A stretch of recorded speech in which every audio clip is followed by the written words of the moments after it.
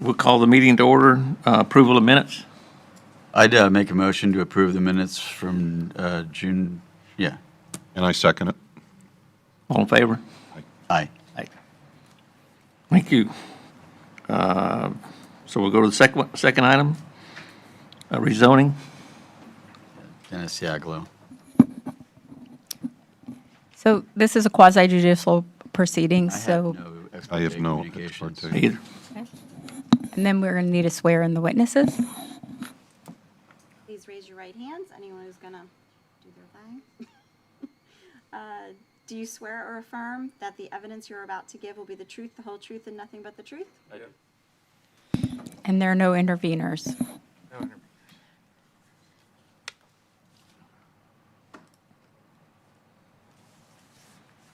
Okay, thank you, Mr. Chair. I'm John Sennett, Senior Planner with Growth Management. A copy of my work history has been filed with the clerk. I'm presenting the rezoning application for property owned by Mr. Dennis Siaglo. Mr. Siaglo desires to rezone from the current A2 Agricultural District to the RE2A Rural Estate District. The site is located on the south side of Southwest Citrus Boulevard in western Palm City. It's a little over half a mile to the northeast of the existing Hemingway Estates residential subdivision. Property is currently vacant. The future land use of the property and the surrounding properties to the east and west is rural density. And across Citrus Boulevard to the north, we see the agricultural future land use. Across the St. Lucie Canal to the south, we see again the agricultural future land use. The property is currently zoned A2, along with the areas to the north, west, and south. The A2 district is a Category C district. To the east, we see the RE2A zoning district. Because the existing A2 zoning district is a Category C zoning district, this application is being processed as a mandatory rezoning to a Category A district, which implements the policies for the rural density future land use designation. There's one standard Category A zoning district, which implements the rural density future land use designation. That is the RE2A rural estate district. PUD zoning is also an additional option for applicants. However, Mr. Siaglo is requesting the RE2A rural estate district. These are the development standards for RE2A. Minimum lot size of 2 acres, maximum building height of 30 feet, minimum open space 50%. Setbacks, front, side, and rear are 30 feet. These are the conditions supporting the applicant's requested RE2A. RE2A zoning district is consistent with the future land use designation of rural density for the property and the surrounding areas on the south side of Citrus Boulevard. The east adjoining property and the Hemingway Estates residential subdivision to the southwest are already zoned RE2A. The RE2A zoning district provides development standards which are compatible with the rural character of the surrounding area. Development review staff have found the Siaglo rezoning application to comply with all applicable regulations and the comprehensive growth management plan as detailed in the staff report. Staff recommends approving the request to rezone from A2 Agricultural District to RE2A Rural Estate District. I'm here for any questions. I have none. Good evening. Thank you for your time. My name is Audra Creech. I am an attorney with Creech Land Use and Zoning, PA. I represent Dennis Siaglo, the owner of the property, and I'm here as well for any questions. I do have proof of notice, which I will be giving to Mr. Sinnott right now. So we do have all notice requirements fulfilled. I have no questions for the applicant. I take Public comment. Come on, Vice Chair. This is about right. Vote. We just need to make sure there's no public comment. Okay, any public comment? Sorry, I'm coming in. Apologize, I have a sick teenager at home. As they get older, I still need more help. Okay, first item we're on. Yes. I apologize. We were just asking if there's any public comment. Okay, no one's bum rushing the podium there. So, board members? I have no comments or questions for either the applicant or the staff. I'd move staff's recommendation for approval. Okay, we have a motion. Can we get a second? I second it. Okay, all in favor? Aye. Aye. Aye, all right. Pass. Thank you. You're welcome. Thank you for your time. I apologize, Jim, we're on this next one, So it's this comprehensive plan amendment, the housing. 24-06, okay.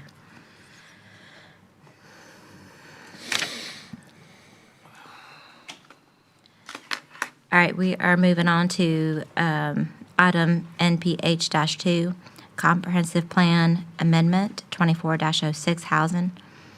A proposed text amendment to Chapter 6, the housing element of the Comprehensive Growth Management Plan, Martin County Code, based on 2024 Evaluation and Appraisal Report, EAR. And it's being presented by not Mr. Paul Schilling, but Clyde. Good evening, members of the local planning agency. My name is Clyde Doolin. With me is Stephanie Height. Stephanie and the Treasure Coast Regional Planning Council has done the work on these three chapters that we will be presenting to you here tonight. So I'm going to turn it over to her to give you a rundown of the basics in the staff report. Thanks, Clay. Oh, I thought you were bringing. I'm going to do that. Okay. So basically, these are minor changes that are being made to the goals, objectives, and policies.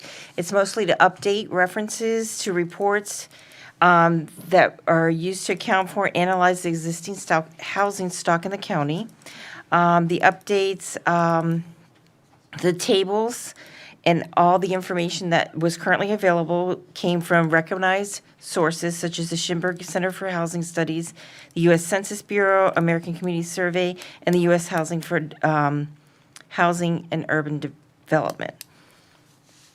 One of the things at this time, this is a great opportunity to do those updates because the legislature has passed, you have to have 10 and 20-year planning horizons now, so it's good to have that data in there, that updated data to be able to do that planning.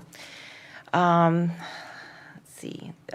We've also added quite a few tables from what was previously there to give more data to the staff. So these tables include tenure, age of housing, rents, values, monthly cost to owner-occupied units, as well as income ratios and information on substandard dwelling units. So that's helpful when you're addressing the affordable housing crisis that we're going through now. So also the vacant land, residential land analysis, that section has been updated to provide consistency with the comp plan. There has been one section updated to reference the Live Local Act requirements of that legislation. Policies being added related to exceptions and waivers of impact fees. We did update another policy as it references Martin County Land Trust that was created in 2023. And then finally, there were some other updates to reflect current legislative requirements to identify, have a list of what real property that the county owns that would be suitable for affordable housing. It's a new requirement, so we did put that in. Those are the basic updates. I'm available for questions. I'm a little, well, I'm more than a little concerned that the residential capacity analysis is not an analysis, it's only statistics. Where can we do that? I mean, we've got something like 14,000 residential capacity, but what does that mean? It used to mean that we would be able to determine what our 15-year window of build-out and give us some sort of understanding of when it might be appropriate to move an urban service boundary, for instance. But now we don't have such. Well, Okay. I mean, how can we use this statistic as a useful tool? I'd be happy to respond, Mr. Moyer. We still have a residential capacity analysis, and we have the details of it specified in Chapter 4 of the comprehensive plan. And it talks about the 10-year and 20-year windows or planning periods that the analysis considers, both the capacity and the projected population in those periods. So this section is not a residential capacity analysis. This is just what is available? I believe you're referring to a section of, Stephanie, can you point me to the right portion here of Chapter 6? I think I marked it. It's a table that tells us, Fasted. No, there's no tabular data in the housing element on this subject. The residential capacity analysis is produced pursuant to plan policies in Chapter 4, and it's never been shown as a tabular data in the comp plan. I could be wrong because I read this last week, but I believe there is a table in here that that is labeled residential capacity. Well, I'll see if I can find what you're referring to. Have the existing housing stock. Yeah. Yeah, That's the one on the screen, is that what you're referring to? no. No. Here, page 8. Summary of Past it. potential units, is that the one? That's all I'm like. No, that's not it either.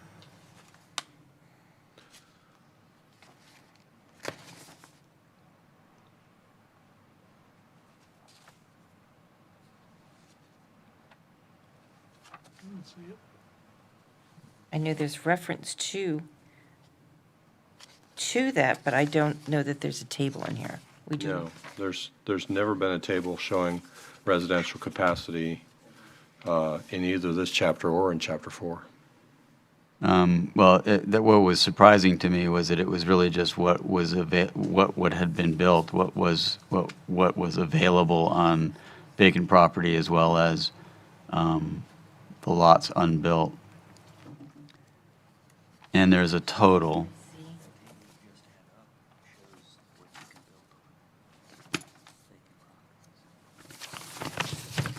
This is a That's the proposed one I table. brought up, but yeah.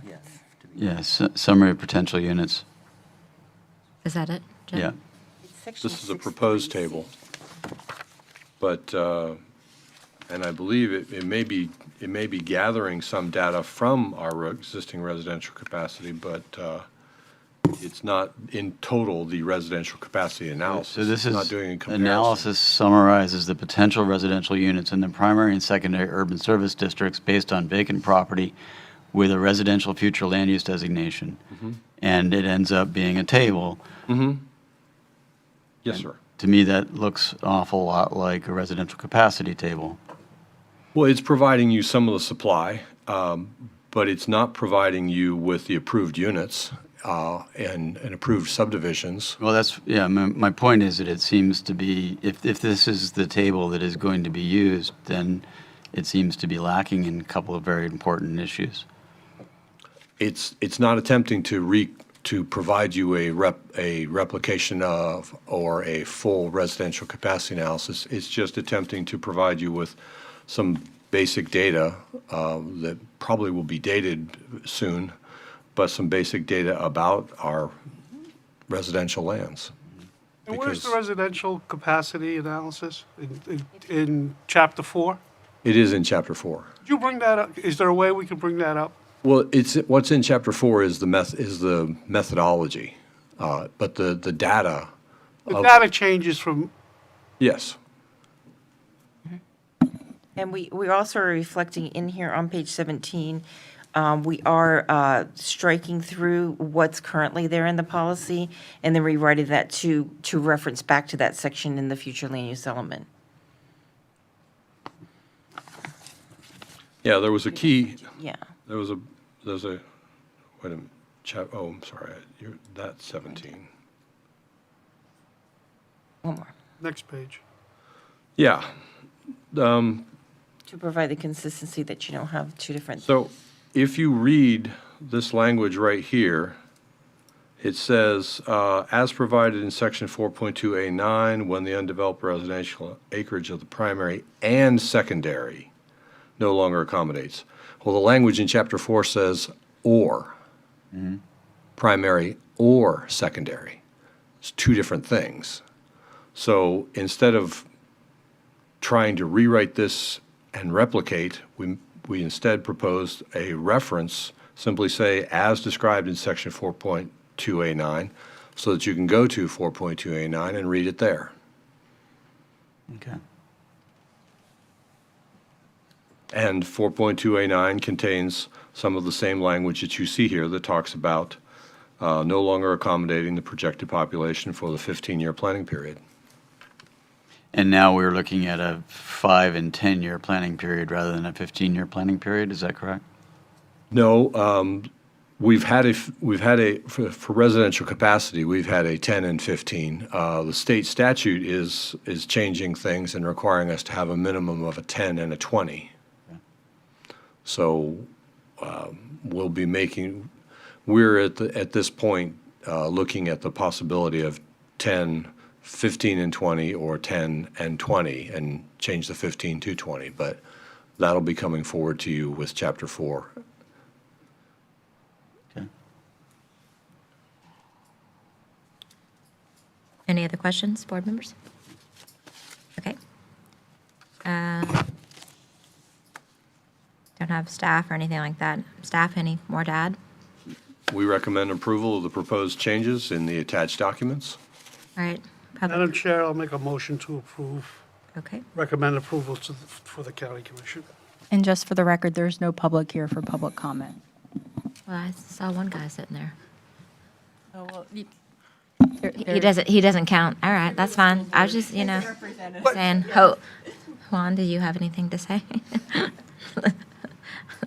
Our quiet man in the corner. All right, we have a motion. I'll second. All right, all in favor? Aye. I'm a little concerned about it, but we'll go for it. Is that an aye then? Yes. Okay. Aye, I'll pass.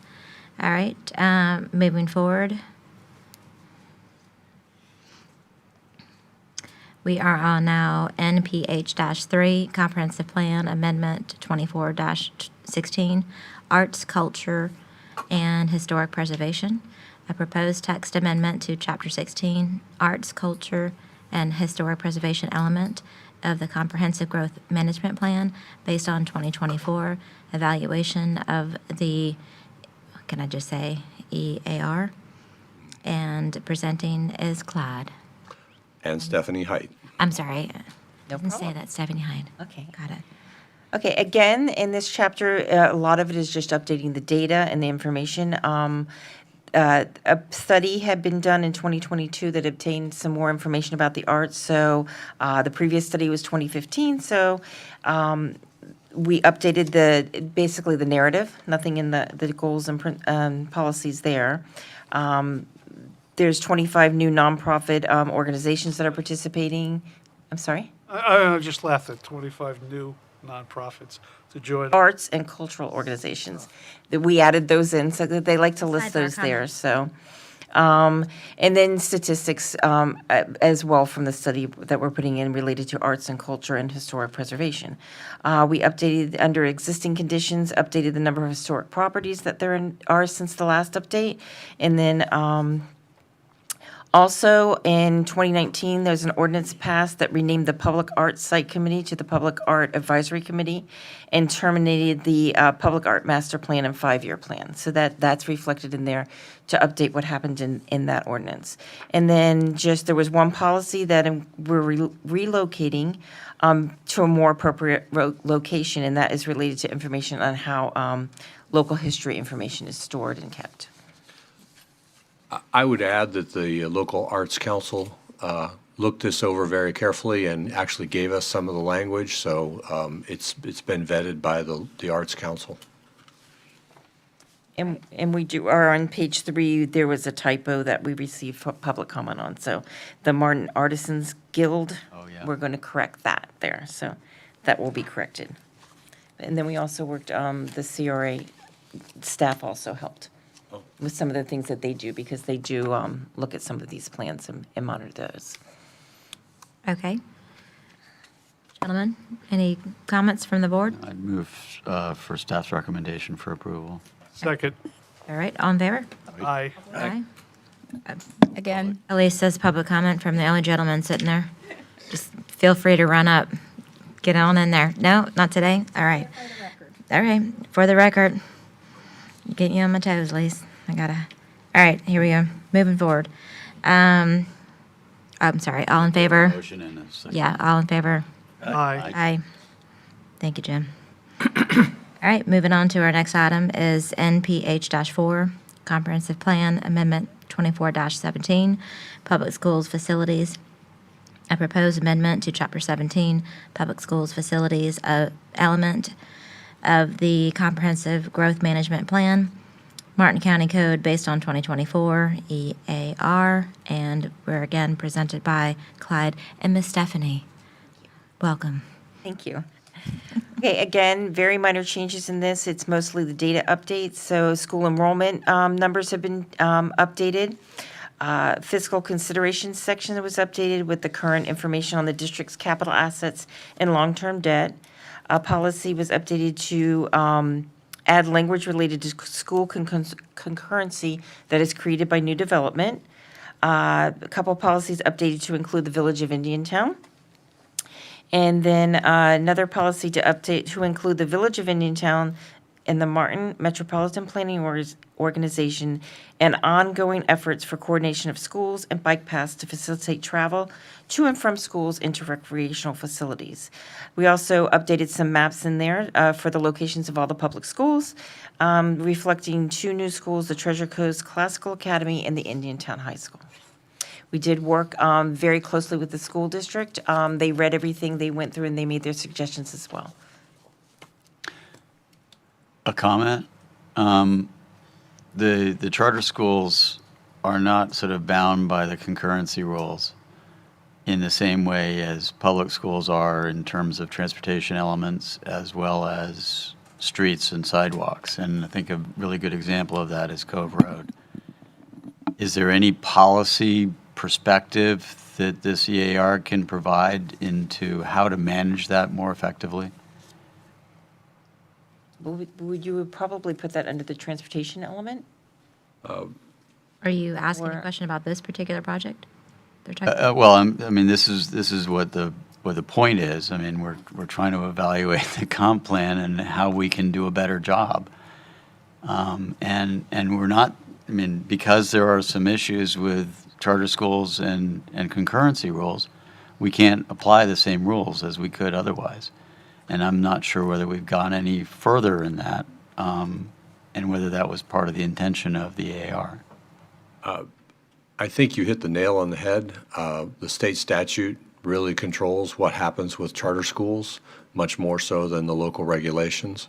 And we are somewhat limited as to what we can put in our comprehensive plan as to control charter schools.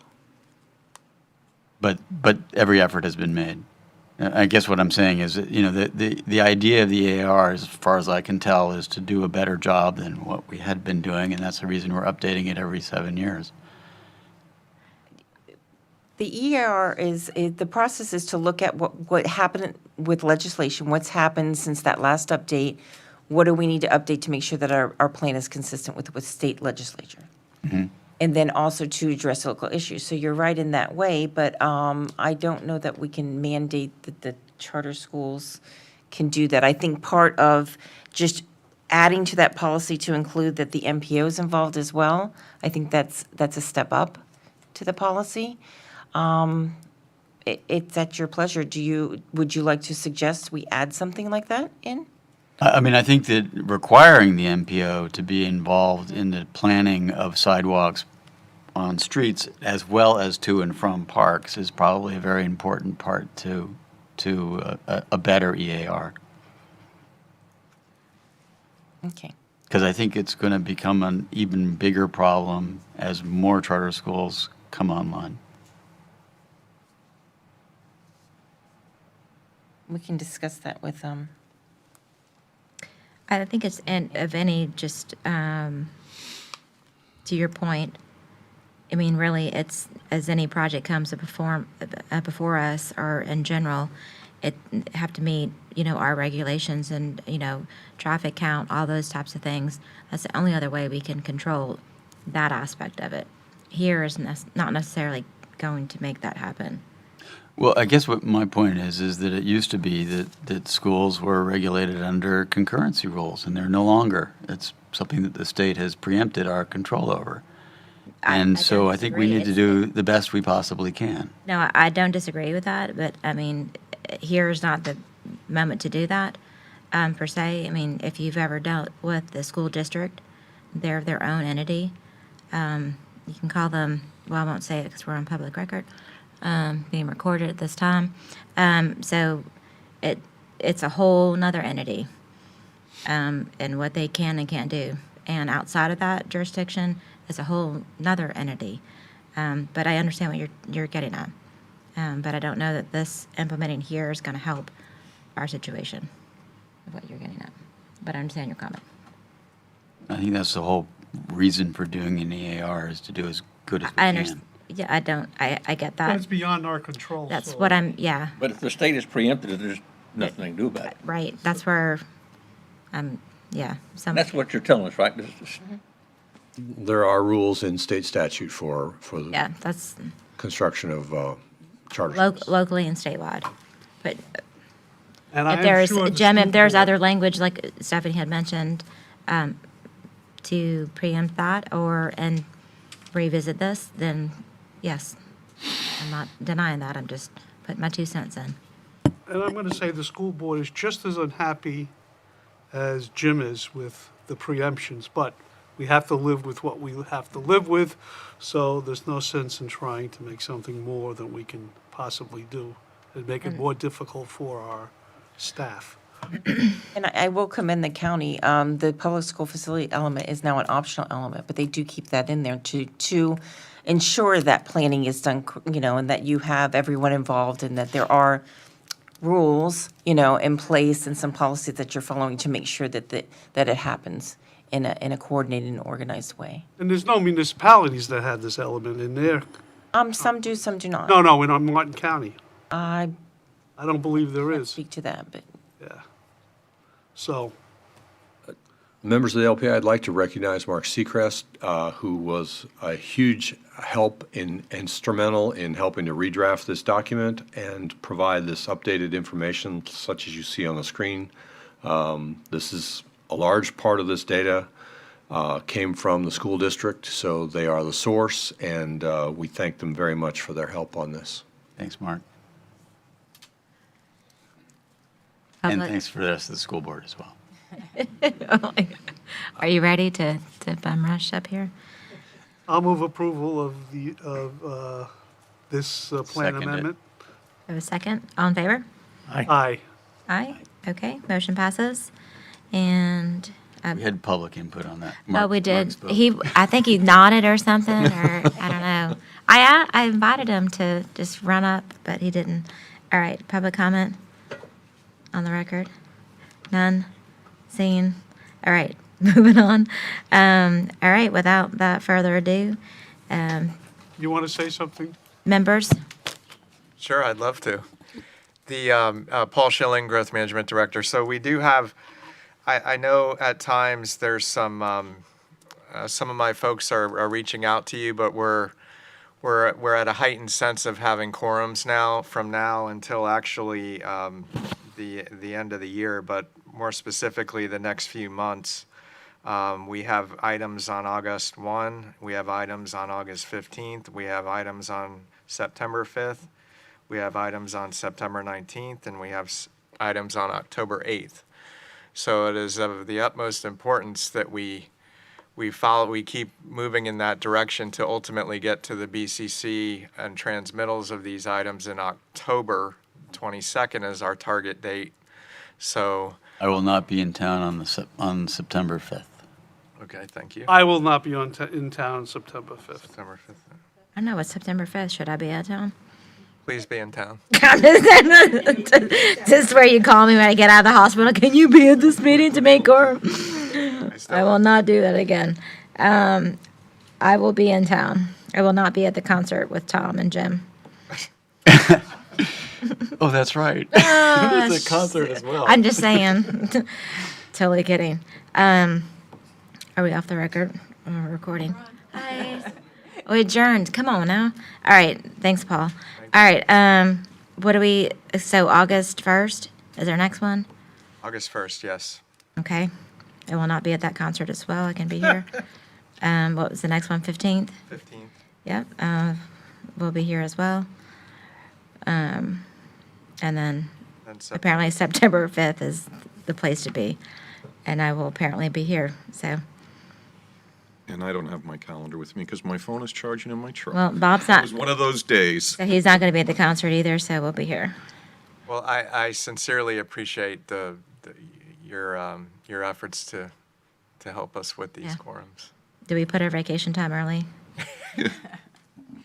There's a memo we filled out, apparently. All right. Apologize for my tardiness this evening, and without further ado, can we get a motion to adjourn? So moved. Okay.